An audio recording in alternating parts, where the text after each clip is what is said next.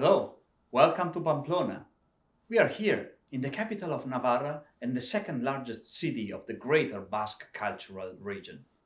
This city is widely known for a variety of reasons today, including the famous Festival de San Fermin, when bulls and cows are launched on the crowds of the streets of the city to reach the bull ring. This folkloric event was made widely popular, also thanks to the American novelist Ernest Hemingway, who lived here for a while and depicted the event in his The Sun Also Rises.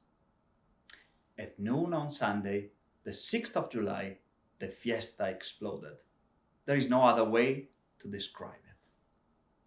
Those of you who participated in our immersion class on the footsteps of Ignatius, a class, a pilgrimage, and a retreat on the road through Spain and Italy that we at the Institute for Advanced Jesuit Studies offer every year, will surely recognize in this line of Hemingway our experience of Pamplona.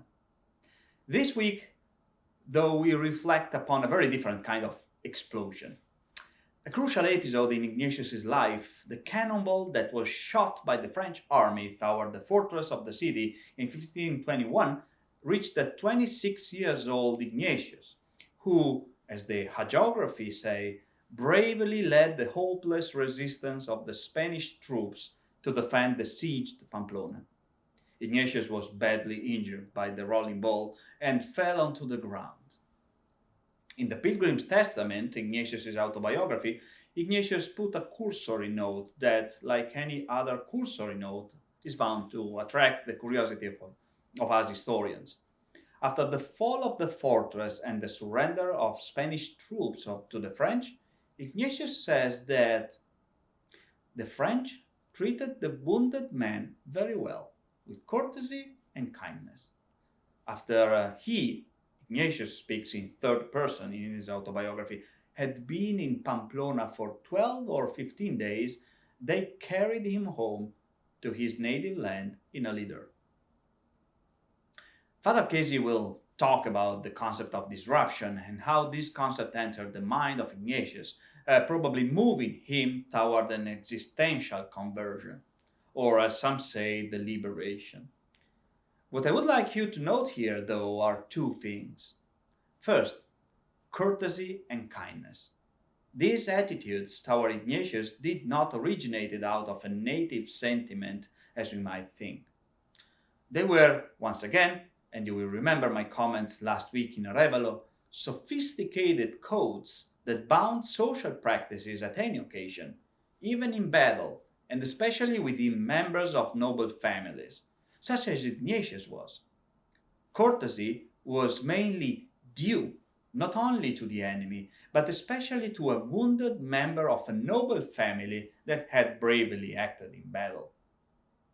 Second, this courtesy, along with the privilege of being sent home in a litter, please read Father Bart Giger's endnote in the Pilgrim Testament on this, combines with the socio-geographical comment we might have, just as to put some spice on the historiographical account of Ignatius' life. The story tells us about the clashing between French and Spanish here in a northern region of today's Spain.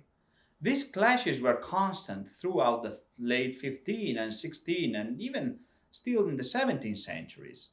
Boundaries were not fixed at all. Nations and state-nations were yet to come.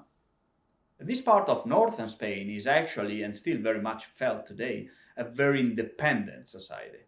Navarra and the Basque countries, the homeland of Ignatius, are culturally Basque, as the southern Pyrenees region of France is. Divided by a modern boundary between France and Spain that cut across the tops of the Pyrenees mountains, these regions have been way more permeable to each other throughout the centuries. They felt often as some kind of the same community.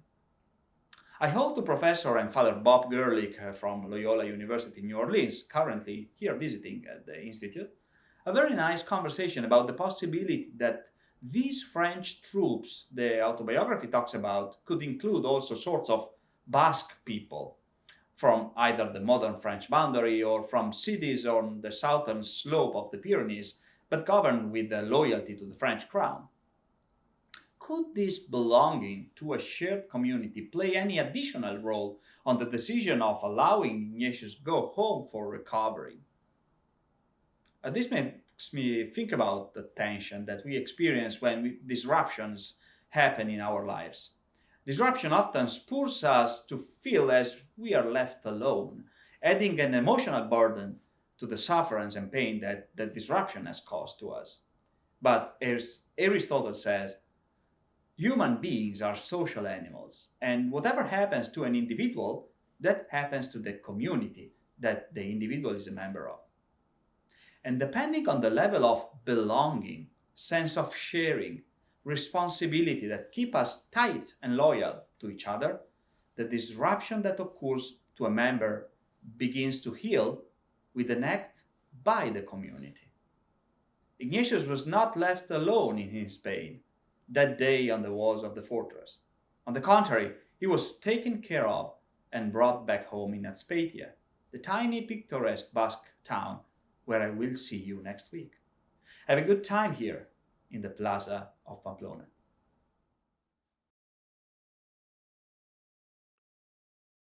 Greetings, my fellow pilgrims. Welcome to Pamplona, the second destination in our journey with Ignatius, the virtual pilgrimage that we're making for these 12 weeks together.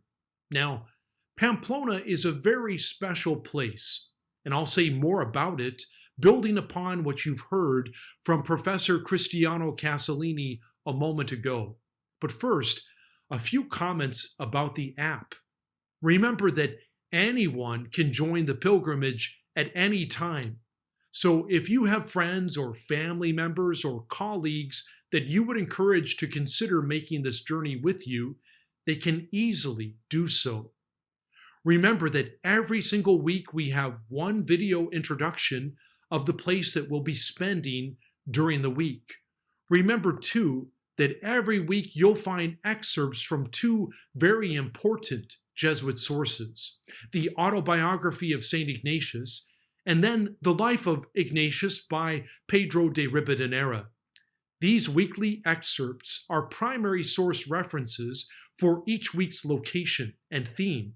You can find the full texts through Jesuit sources. Now, back to Pamplona. I want to talk to you today about the theme that accompanies Pamplona, and that theme for this week is disruption. As you heard from Cristiano, it was in Pamplona that Ignatius experienced a major interruption. Up until that moment, everything for Ignatius was pointing to a life seeking honor and recognition from others, to be pleasing in the eyes of others. This was his motivation and the end for which he had been striving for so many years of his life. Then suddenly, boom, everything changed for him, all in a split second. Here at Boston College, there's a retreat for our freshmen called 48 Hours. And one of the presentations that the upperclassmen make for our freshmen during this retreat is for them to share what they call Cannonball Moments from their own lives. With this expression of Cannonball Moments, the students are referring to the explosion that Ignatius experiences in Pamplona. They share with the students moments in their own lives where there was an unexpected interruption. Their plans had been disrupted, perhaps even maybe radically changed because of an experience of failure or an experience of loss or some sort of difficulty that they had to endure. The older students talk about what these cannonball moments were like for them and how they grew because of them. Every disruption, every cannonball moment contains within it tiny, tiny seeds of transforming grace. Now, please know that I'm not a spin doctor. I'm not trying to make these very difficult moments appear to be beautiful and good. That would be like going to Ignatius on that battlefield and saying to him in his serious woundedness, Ignatius, this is just a blip, one that will eventually produce much good, including the founding of the Society of Jesus. Well, delivering that message would hardly be helpful in such a difficult, awful, and painful moment. We know in hindsight that the message is true. During this week of journeying in Pamplona, you are invited to become open to the possibility that moments of pain that we endure in our lives will somehow produce fruit that will last. Now, we must let disruptions in life be real and the feelings that come with disruption to be real, and simultaneously to have in the back of our hearts an openness to listen for the voice of God, very gently beckoning, very gently calling, very gently reassuring, inviting us to a greater hope and a greater possibility in the future. I think about St. Paul's letter to the Romans in chapter 8 when he says that all things work together for those who love God. Everything will converge. Everything will be okay. But that's not at all to dismiss the difficulties, the disruptions that we're facing along the way. Such moments of hope are acts of faith. Indeed, in Christianity, things aren't always as they appear, or maybe better, there's always more that meets the eye. So much is changing in our lives. On our part, we're invited to keep moving forward with cannonballs flying all around us. We look forward to seeing you in Loyola next week. As we journey in Pamplona, we can continue to mine the experience of St. Ignatius of Loyola so that we too are led to something magnificent which is yet to come, something that eye has not seen, something that ear has not heard, but something that we trust that God has in store for us.